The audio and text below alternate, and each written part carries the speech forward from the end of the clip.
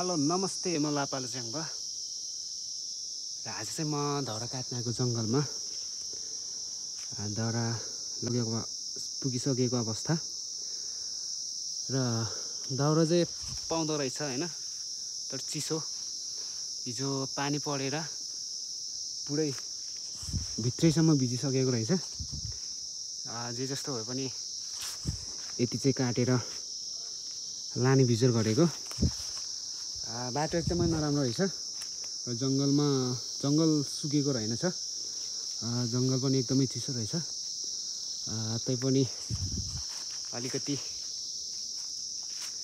काटेर लाने बिचार गरेको मैले दाउरा चाहिँ धेरै रहेछ यो बर्खामा झरेको उत्तिसको हाँगाहरू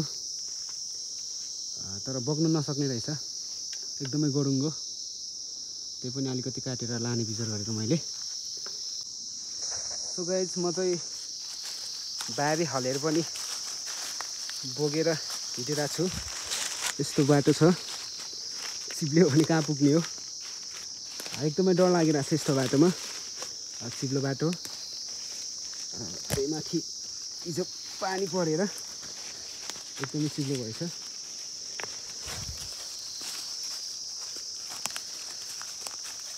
डराइ हिँड्नुपर्ने अवस्था के गर्नु म चाहिँ भारी बिसाएर साथीलाई नाम्लो पुर्याउन जाँदैछु नाम्लो मैले बोकेको थिएँ अघि घरबाट आउने बेलामा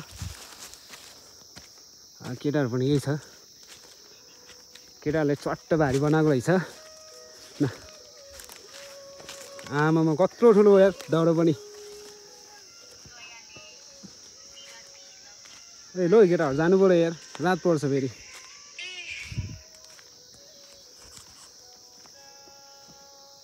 नाम्लो हाल्दैछ बारीमा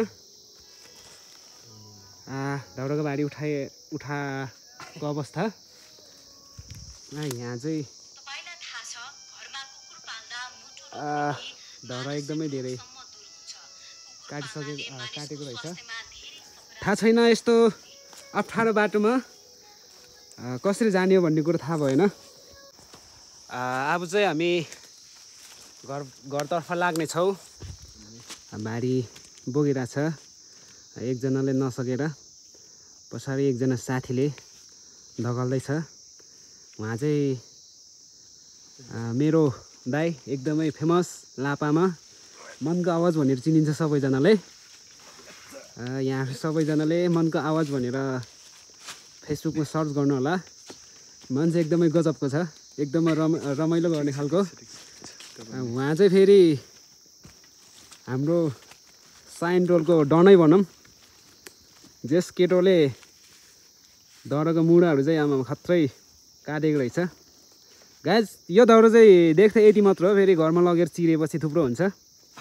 यहाँ चाहिँ इदोला म दगाल्दैछु है गाइज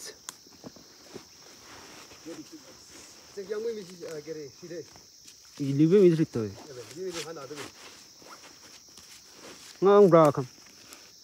तजी गरौँगो रहेछ गाइज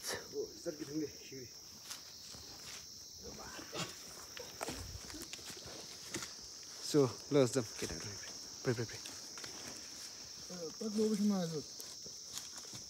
सो हामी चाहिँ अब घरतिर जान लागेको भन्दा पनि जाँदैछौँ बाटोमा मैले भनिसकेको छ साथीहरू बाटो एकदमै नराम्रो छ चिप्लो बाटो हैन कार्तिक महिनामा फेरि हिजो भर्खरै पानी परेको थियो कि हाम्रोतिर चाहिँ हिजो पानी परेको कारणले गर्दा के अरे नेटवर्कहरू पनि दिएको थिएन घाम लागेको थिएन सो चर्च नभएर होला सो गाइज अब म पनि भारी बोक्छु सो मेरो चाहिँ हल्कै छ भारी साथीहरूको भन्दा म त धेरै बोक्न सक्दिनँ ओए बिस्तारै लडिन्छ यार यस्तो छ बाटो। घरसम्म कसरी पुग्छ भन्ने कुरो एकदमै थाहा छैन। बाटोतिर के हुने हो, जङ्गलको बाटो।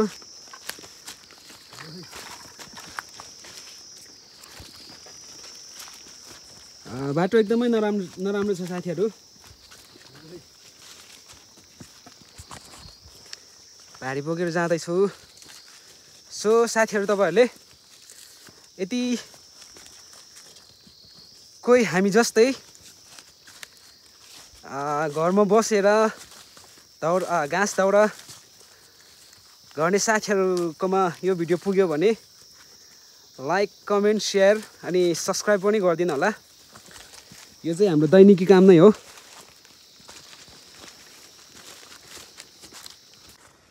एकदमै झुको पनि लाग्दो रहेछ।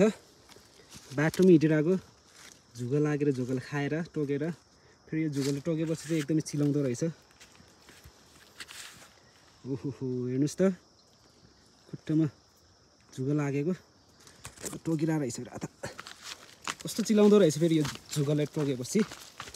सो गाइस, लगभग आधा बाटो आइपुग्यौँ। जाँदैछु। अब केही समयपछि चाहिँ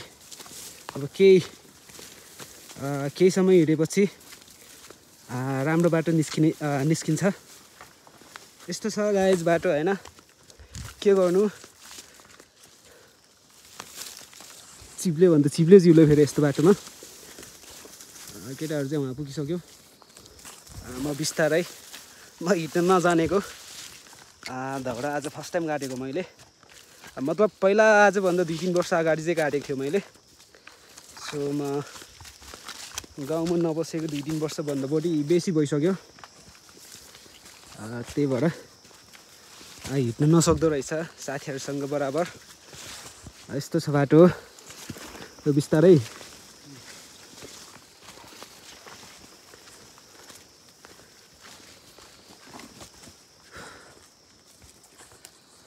हो गाइस, यस्तो बाटोमा हिँड्नु परिरहेको छ। अर्को साल देउसी भैलो खेलेपछि चाहिँ यो बाटो मर्मत पर्ला जस्तो छ। यसपालिको देउसी भैलोले चौधरा बनाउने कुरो भइरहेको छ। सो चौधरा बनाउने बेलामा म तपाईँहरूलाई देखाउने छु हाम्रो टोलको देउसी भैलो खेल्दाखेरि उठेको पैसाले चाहिँ चौधरा बनाउने कुरा भइरहेको छ। केही समयपछि, केही दिनपछि सायद सुरु पनि गर्छ होला। झुकोला टोकेर यार। सो हामी चाहिँ एकैचोटि चौधरामा भिसाउन नसकेर भारी गरौँगो भएर यता भिसाउने प्रयास गर्दैछौँ। फेरि भिसाउने ठाउँ पनि रहेनछ, एक ठाउँ मात्र रहेछ। ए याल्बा क्लाम बा यस्तो छ गाइस। हेर्नु न बाटो, घाँस लेदो चिप्लिने के भन्छ त्यो, लेउ हो कि के भन्छन् होइन, त्यो सँगसँगै रहेछ। ओहो यस्तो छ गाइस बाटो। उही सो गाइस, तल बिसाउने कुरो भइरहेको छ। एकजना साथी चाहिँ माथि बिसाएको छ। ओहो एकजना साथी पनि यहाँ बिसाएर आराम गर्न खोजिरहेको छ। अब म चाहिँ कहाँ बिसाउने भन्ने कुरो भयो। क्लारे लरगुडी सुन्न लाग्यो।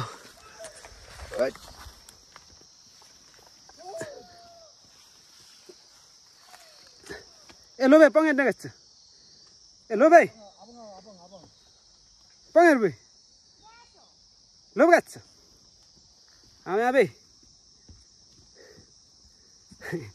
दौडको भाडी ढल्न लागेर ल समाउन बोलाएको लगो आइम बे।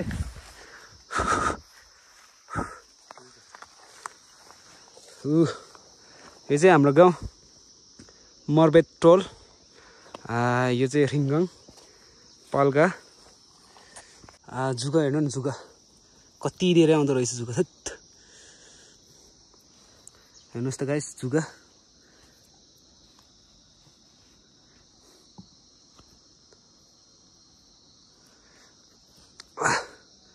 यहाँ हेर्नु न यहाँ जुगा जुगा त्यति बेला लु यति बेत छुवाई छुवाईले खप्लिङ गर्छ आमामा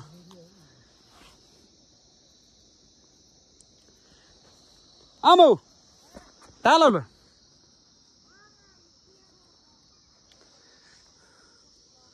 हाम्रो आमा पनि रहेछ तल घाँस काटिरहेको रहेछ बाख्रालाई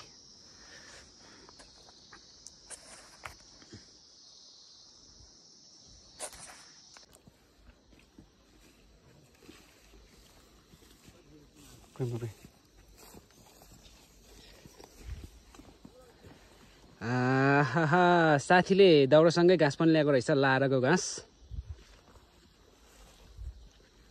कति धेरै बोकेको हो मैले बारी यो चाहिँ मेरो गाई छ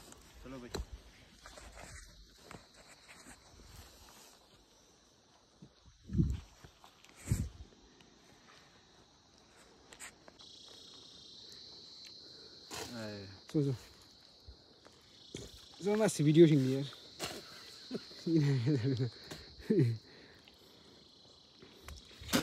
यो चाहिँ हाम्रो जंगलमा पाउने फल हो एकदमै मिठो हुन्छ एकदमै स्वादिष्ट